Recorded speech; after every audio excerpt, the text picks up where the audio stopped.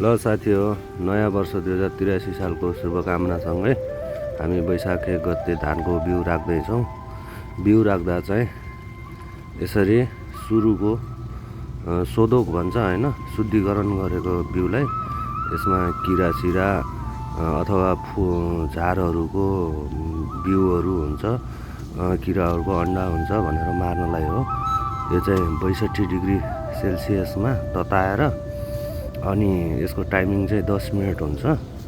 भित्र 62 डिग्री तातो पानीमा 10 मिनटभित्र राखिसकेपछि निकाल्ने।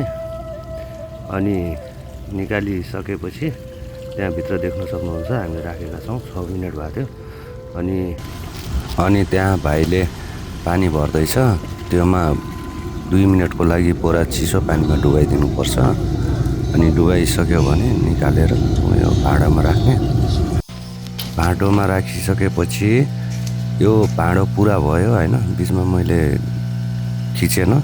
राखिसकेपछि पानी राखिदिने। पानी राखेर यतिकै तल चाहिँ प्रेसर, हावाको प्रेसर हुन्छ त्यो डल्लो मेसिनबाट, अनि खेलिराख्छ।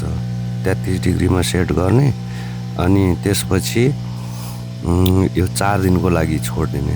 4 दिन छोडिदिएपछि त्यहाँबाट अङ्कुर आउँछ। अङ्कुर आयो भने सुकाउनु पर्छ।